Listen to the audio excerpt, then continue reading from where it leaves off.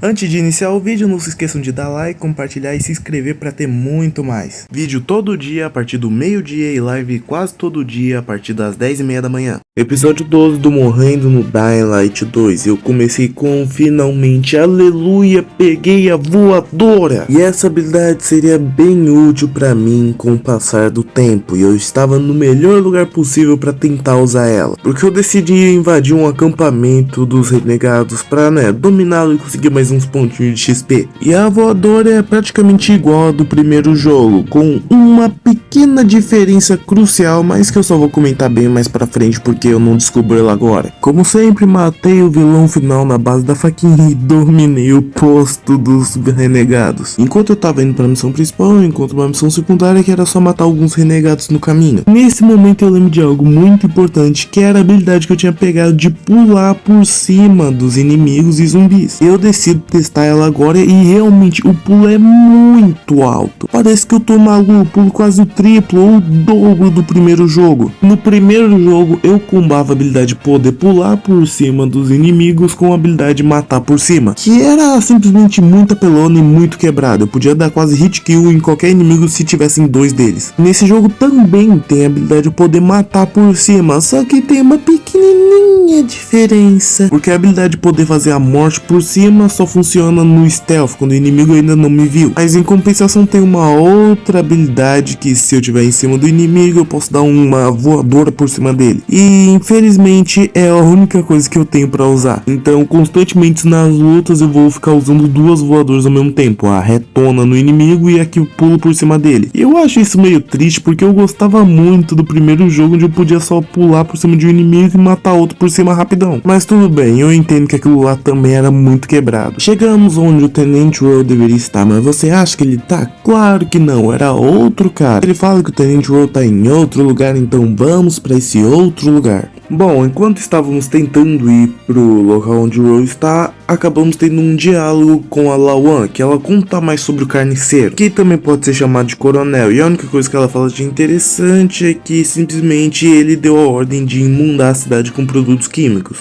Por enquanto só temos isso de informação, não sabemos como ele fez isso, não sabemos de nada, só sabemos que ele deu a ordem. Uma coisa muito interessante é que agora que a gente tem o parapente, a noite ficou menos perigosa, porque agora a gente tem uma chance maior de fugir deles indo de prédio em prédio de uma forma muito mais tranquila e simples. Mas é claro, eu ainda não sou maluco de tentar tancar um volátil na porrada, porque eles são muito fortes ainda. Chegamos novamente onde o grupo do Royal deveria estar, e nesse local encontramos vários renegados que humilhamos eles na porrada de 1001 formas diferentes. Depois de matar todos os renegados, olha só, eu encontro um arco e flecha melhor. E vocês acham que esse arco e flecha vai ser melhor que o anterior? Só na ideia. Ele só dá mais dano, mas ele não dá hit kill na cabeça. É impressionante, nenhum arco, não importa o quão bom seja, não mata direto na cabeça. Que ódio desse jogo. Bom, depois de lidar com a frustração do arco e flecha, tentamos conversar com o Royal, que em teoria deveria estar dentro dessa,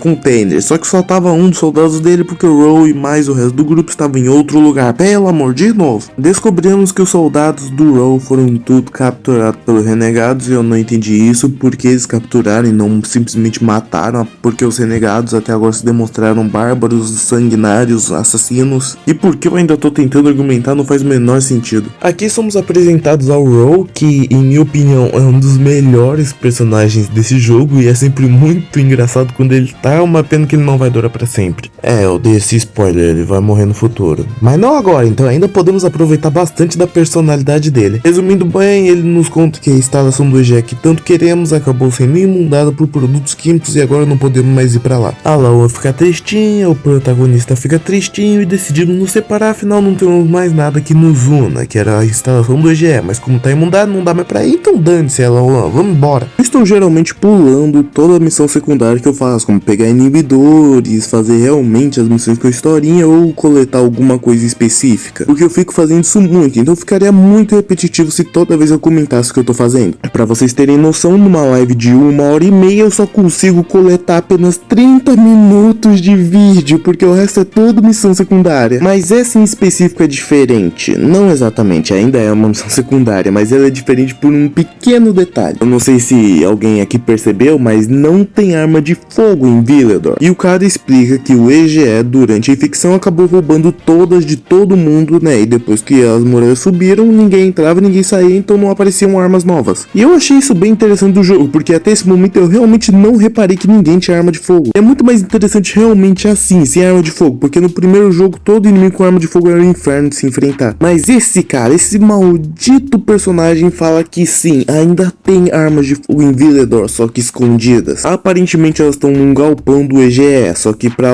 conseguir a localização onde está o galpão eu preciso de 3 ou 4 códigos que estão com outras pessoas. E meu trabalho é conseguir esses códigos antes de um outro cara que também sabe dessas armas. E eu não faço essa missão tudo de uma vez, não, ela é muito longa, então eu faço ela por partes durante toda a série. Então vocês vão me ver várias vezes voltando para essa missão secundária. Na primeira parte da missão eu precisava entrar nessa estação de trem abandonada para pegar um dos códigos. E obviamente tinham vários pacificadores que eu consegui matar facilmente, afinal eles não conseguiam por algum motivo passar dessa porta. Eu fui só dando flechada na cara deles. E sim, o arco e flecha é uma droga nesse jogo, não importa quantos headshots eu acerte, o personagem nunca vai morrer de primeira. Eu tive que enfrentar um exército completo de renegados dentro desse maldita estação de trem. E foi um trabalho longo e chato, mas eu consegui, todos morreram. Depois que eu peguei o que eu precisava fazer, eu poderia só simplesmente ir embora, porque essa missão secundária foi concluída. Mas eu decidi ficar, porque estações de metrô abandonado também servem como fast travel. Sim, nesse segundo jogo tem fast travel. E como eu ainda não tinha pegado nenhum até agora, eu decidi pelo menos tentar esse primeiro.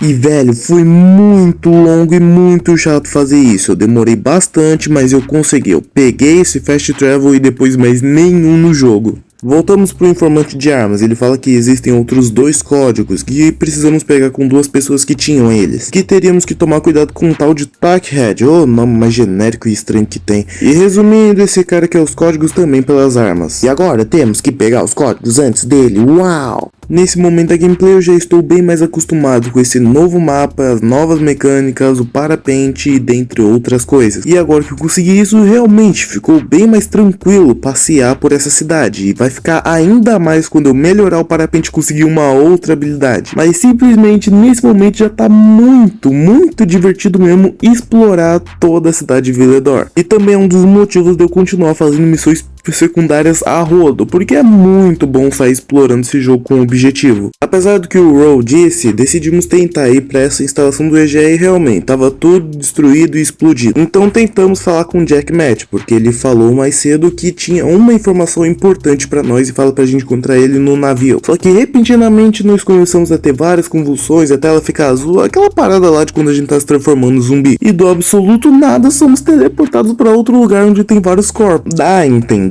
que foi o protagonista que virou zumbi que nem daquela vez e acabou matando toda essa gente. Só que dane-se esse momento porque ele não é importante, ele só aconteceu aleatoriamente, foi isso, aconteceu, não é citado, não é importante, podemos esquecer. Chegamos no barco, né, que é um navio militar realmente bem grande e eu achei ele muito bonito com a skin de Natal e não, eu não vi esse barco sem a skin de Natal, mas devia ser feio, porque a skin de Natal deixou ele bonitão. Bom, encontramos ele de novo, encontramos Jack Matt e ele nos propõe um acordo. Ele encontrou algumas pistas sobre o antigo cientista do EGE. E como ele sabe que estamos à procura de um, ele quer nos ajudar a encontrá-lo. Mas em compensação, ele quer que ajudemos ele a ligar novamente uma antena de rádio super potente, chamada Venice Tower, que fica no prédio mais alto da cidade. O problema é que esse prédio tá lotado de zumbis, então precisa de todo um preparamento para poder ir para lá. Jack Matt nos manda conversar com a MC Papada. Pelo amor, essa mulher é fina de corpo e gorda de rosto. E esse cabelo lambido pro lado é uma tristeza só, velho. Mas a skin da personagem não é importante, já que a gente move ela. O foco é, ganhamos uma lanterna V finalmente. Tamo há tanto tempo jogando esse jogo que eu nem imaginava mais que a gente poderia conseguir uma lanterna V, já que no primeiro jogo foi uma das primeiras coisas que conseguimos. E a lanterna V se mostra ainda mais útil nesse segundo jogo do que no primeiro, porque nesse segundo jogo todos os zumbis têm fraqueza contra lanternas UVs, principalmente os os normais. Então sim, dá pra usar as lanternas V neles, ao contrário do primeiro jogo que era só nos voláteis. Mas é claro, zumbi especial como gigantes de aço e tudo mais não são afetados pela lanterna V. E outra coisa que a MC Papada nos pede é falar com o João, porque é ele que vai fornecer as lanternas UV que são necessárias para subir a MC Town. Já tentaram escalar essa torre de rádio, mas o problema é que lá dentro aparentemente é uma das maiores zonas escuras de toda a cidade. E tem um ninho de voláteis incrivelmente grande lá dentro, e por isso que quando os vigilantes noturnos tentaram invadir foram extintos. E dos vigilantes noturnos só sobrou o Frank, que infelizmente depois disso pegou depressão nível 10. E agora nosso objetivo estava claro como a neve. Precisamos encontrar esse tal de Juan, sei lá como se fala o nome dele, para conseguir as lâmpadas UVs. Antes de iniciar o vídeo, não se esqueçam de dar like, compartilhar e se inscrever para ter muito mais. Vídeo todo dia a partir do meio-dia e live quase todo dia a partir das 10h30 da manhã. Episódio 13 do Morrendo no Dying Light 2. E começamos exatamente onde paramos, procurando um tal de Juan. Só que o problema é que quando chegamos na sala dele, ele não tá. Só uma das funcionárias dele que é chata pra diabos e não fala onde ele tá. Mas pelo menos temos a Lawan, infelizmente, e ela sabe onde tá o Juan, que no caso era no Olho de Peixe. Então vamos correndo pra lá. Chegamos no Olho de Peixe e encontramos essa baita rolagem, aquela lacração só pode. Por incrível que pareça, eu até que gostei do João, é um dos meus personagens menos piores desse jogo. Ele é todo confiante, se acha, fala bonito e demonstra que tá sempre no controle, apesar de certas coisas que vão acontecer com ele que são meio putz grila. Mas nesse início ele se mostra claramente desinteressado em conversar comigo e só quer ficar com o amiguinho dele aí, velho. Tem até as opções de tentar convencer ele a nos ajudar, ameaçando, pedindo e, tentando oferecer um favor em troca, mas simplesmente, obviamente, ele ia recusar todos independente do que eu escolhesse, mas teve um diálogo que chegou a fazer eu rir nesse momento. Escuta, você tinha que fazer uma entrega e pediram pra eu garantir sua conclusão. E como que você pretende fazer isso? Jogando todo o seu charme pra cima de mim? Não que você não faça o meu tipo. Porque até faz. Mas eu preciso de um bom motivo pra partir o coração do Vini desse jeito.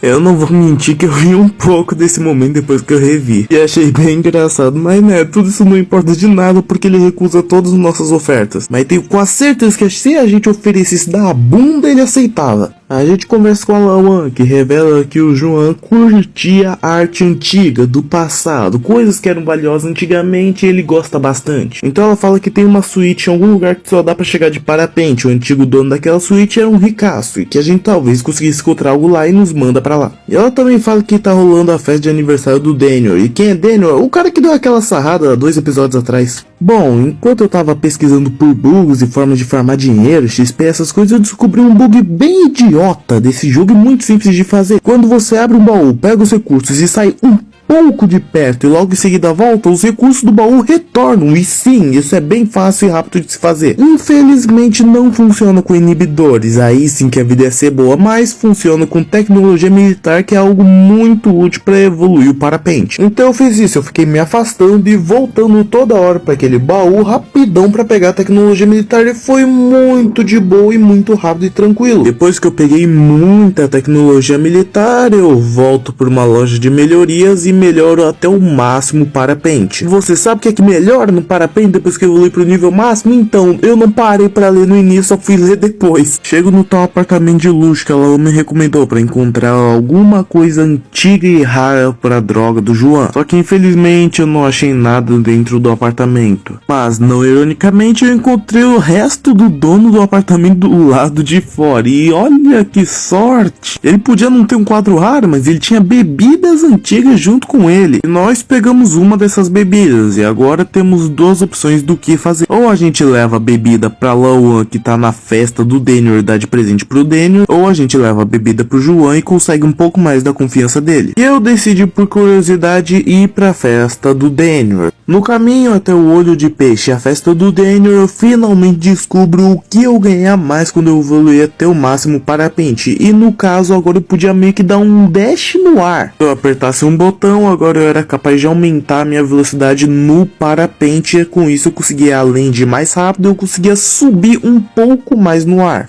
E quanto maior a minha estamina, mais vezes eu poderia usar isso. Fiz questão de abusar muito dessa habilidade. Ela realmente fez o parapente ser 1000 vezes melhor. Infelizmente entregamos nossa única garrafa de bebida alcoólica antiga pro Daniel no seu aniversário. E o João a gente dá um jeito depois, a gente vê o que faz. Já que tá rolando uma festa, obviamente tem convidados, que no caso era Lauan, Rowe e um pouco do time dele, mas só Lauan e Rowe que a gente vai realmente conversar. E no caso fica um diálogo muito longo, onde a gente meio que faz um verdade ou desafio. E nada demais sair desse diálogo e tudo mais, tipo, é completamente esquecível, tá bom?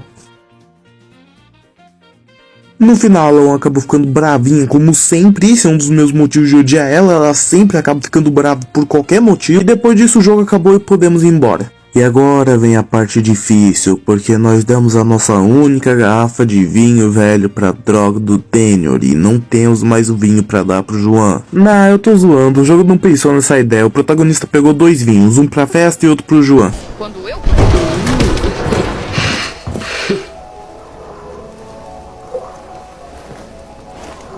Ele é uma delícia, não é, meu bem? Quer participar? Mano, tu vai comer todo mundo da cidade? Epa! Não, valeu. Ah, Te deixei perdeu a sem oportunidade. graça. Desculpa. Eu costumo ter esse efeito nas pessoas. O Aiden não sabe aproveitar as oportunidades que aparecem, mas eu também não julgo ele tanto, né? Vai que o cara queira comer a bunda do Aiden também. A gente começa a ter um puta diálogo com o João e ele explica muita coisa importante que até agora não foi explicada direito. E na primeira vez, enquanto eu tava jogando, eu não entendi praticamente nada. Principalmente porque eu ainda não tinha decorado boa parte dos nomes dos personagens. Então simplesmente eu ouvi ele chamando o nome de uma pessoa e falava, tá, quem é essa pessoa? Agora eu vou resumir bastante o que tá acontecendo pra vocês não ficarem perdidos que nem eu fiquei. O coronel barra carniceiro barra William é o dono e chefe dos renegados, enquanto Jack Match é dono dos pacificadores. O carniceiro acabou se instalando na represa da cidade, enquanto Jack Match ficou com o resto da cidade, no caso o centro. Um odeia o outro e eles querem se matar, só que o problema é que o Jack Match não pode atacar o carniceiro, porque se o carniceiro quiser, ele pode abrir ou fechar a represa e isso fará com que os produtos químicos que estão na água acabem indo pro centro da cidade, matando todo mundo. E o carniceiro também não quer fazer isso porque ele vai acabar morrendo no processo, perdendo a cidade. Então eles querem se matar, mas eles não podem porque senão os dois vão morrer e ninguém sai ganhando. O João, que é meio que um aliado dos dois lados, quer nossa ajuda para entender melhor tudo que tá acontecendo, já que ele tem os recursos, os meios e os informantes, e que precisaria da gente pra, né, conseguir resolver todo o Paranauê. Que em compensação ele também poderia nos ajudar, afinal, com as informantes dele, ele se bobear consegue encontrar o cientista do EGE mais rápido que o Matt pra gente. E agora temos uma escolha difícil, se juntar ao João ou continuar com o Matt. E eu não tive muita dificuldade pra pensar, ficar com o Baitola ou continuar com o Negão. Óbvio que eu vou ficar com o Negão. Depois disso, saímos e tentamos dar uma farmada em alguns voláteis com arco e flecha, só que o arco e flecha é uma merda e eu desisto. O João nos pede pra encontrar os parceiros de trabalho deles que já deveriam estar com as lâmpadas UV, e quando chegamos lá, temos uma bela infelicidade. Claro que eu tava ouvindo. Não, pera, esse é diferente.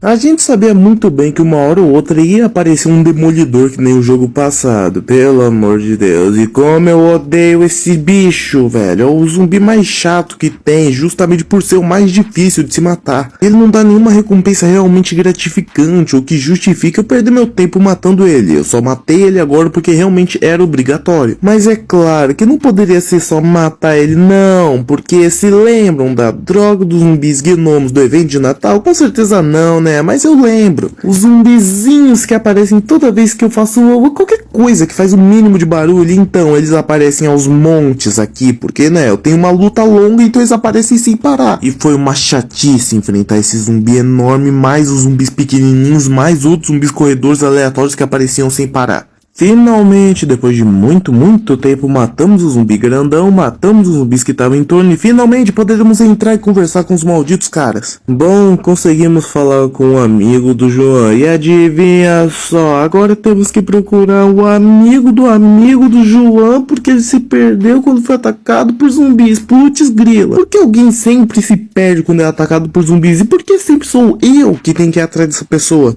Mas agora nosso destino e missão eram claros. Precisávamos achar o amigo do João que foi perdido por um zumbi. E com isso conseguiremos as lâmpadas que nos ajudarão a subir a torre de rádio e sei lá mais o que.